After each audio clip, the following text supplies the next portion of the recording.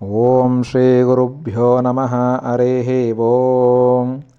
ಓಂ ನಮೋ ಭಗವತೆ ವಾಸುದೇವಾಯ ನಮಃ. ಓಂ ಗಂಗಣಪತಯೇ ನಮಃ. ಓಂ ಮಾತೃಭ್ಯೋ ನಮಃ. ಓಂ ಪಿತೃಭ್ಯೋ ನಮಃ. ಓಂ ಶ್ರೀಮತೆ ರಾಮಾನುಜಾಯ ನಮಃ. ಗಣೇಶನ ಕಥೆಯನ್ನು ತಿಳಿಸುವ ಪ್ರಯತ್ನ. ಪರಮೇಶ್ವರ ಗಣೇಶನ ತಲೆಯನ್ನು ಏಕೆ ಕಡಿದ? ಅವನಿಗೆ ತಿಳಿದಿರಲಿಲ್ಲವಾ ಗಣೇಶ ತನ್ನ ಮಗ ಎಂದು ಎನ್ನುವ ಪ್ರಶ್ನೆ ಉಂಟು ಮಾಡುತ್ತದೆ. ಇದೊಂದು ಸುಂದರ ಲೀಲಾ ನಾಟಕ. ಶಿವನಿಗೆ ಗಣೇಶ ತನ್ನ ಮಗನೇ ಎಂದು ತಿಳಿದಿತ್ತು. ಮಹಾದೇವ ತ್ರಿಕಾಲಜ್ಞಾನಿ, ಅವನಿಗೆ ಸರ್ವವೂ ತಿಳಿದಿತ್ತು. ಈಗ ಈ ಕಥೆಯ ಹಿನ್ನೆಲೆಗೆ ಹೋಗೋಣ. ಇಲ್ಲಿ ಗಣೇಶ ಹುಟ್ಟುವ ಮೊದಲೇ ಮೂಷಿಕಾಸುರ ಎಂಬ ದೈತ್ಯ ರಾಕ್ಷಸನು ಬ್ರಹ್ಮನನ್ನು ಕುರಿತು ತಪಸ್ಸನ್ನು ಮಾಡಿ ಅನೇಕ ಅಮರತ್ವದ ವರವನ್ನು ಪಡೆಯುತ್ತಾನೆ. ಮೂಷಿಕಾಸುರ ಬ್ರಹ್ಮನನ್ನು ಕೇಳುತ್ತಾನೆ, ನನ್ನ ಸಾವು ಒಬ್ಬ ಅಯೋನಿಜನಿಂದ, ಅಂದರೆ ಗರ್ಭದಿಂದ ಹುಟ್ಟದವನು ಹಾಗೂ ದ್ವಿಜ, ಎರಡು ಜೀವಿಗಳು ಒಂದೇ ದೇಹದ ರೂಪದಲ್ಲಿ ಇರುವ ಬಾಲಕ ನನ್ನನ್ನು ಕೊಲ್ಲಬೇಕು. ಮತ್ತು ಆ ಬಾಲಕ 2 ಬಾರಿ ಹುಟ್ಟಬೇಕು ಎಂದು ಬುದ್ಧಿವಂತಿಕೆಯಿಂದ ವರವನ್ನು ಪಡೆಯುತ್ತಾನೆ.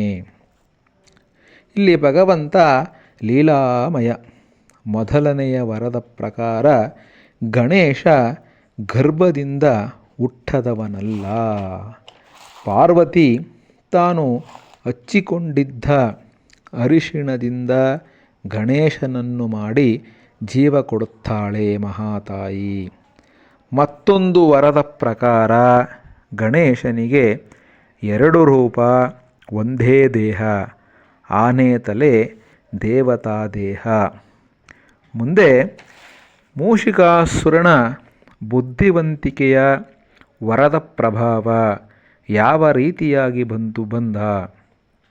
ಮೂಷಿಕಾಸುರ ರಾಕ್ಷಸನ ಉಪಟಳ ಜಾಸ್ತಿಯಾಯಿತು. ಈ ಕಾರಣದಿಂದಲೇ ಗೌರಿ ಗಣೇಶನನ್ನು ನಿರ್ಮಿಸಿ ಮೊದಲನೇ ಬಾರಿ ಜೀವ ಕೊಟ್ಟಳು.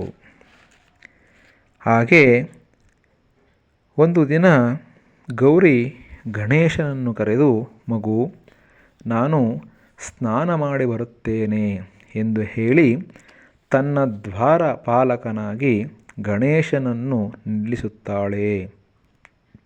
ಪರಮೇಶ್ವರ ಆ ಸಮಯಕ್ಕೆ ಬಂದು ದಾರಿ ಬಿಡು ಮಗು ಎನ್ನುತ್ತಾನೆ.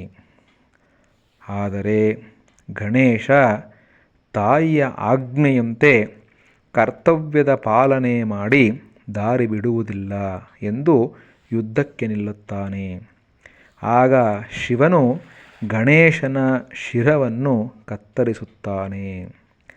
ಈ ವಿಷಯ ತಿಳಿದ ಪಾರ್ವತಿ ದೇವಿಯು ಉಗ್ರಳಾಗಿ ಎಲ್ಲವನ್ನು ನಾಶ ಮಾಡುತ್ತೇನೆ ಎಂದು ಹೇಳುತ್ತಾಳೆ.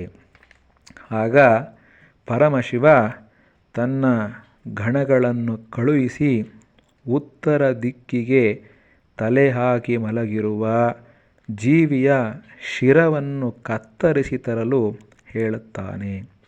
ಆಗ ಗಣಗಳು ಕಣ್ಣಿಗೆ ಸಿಗುವ ಪ್ರಾಣಿ ಒಂದು ಆನೆ.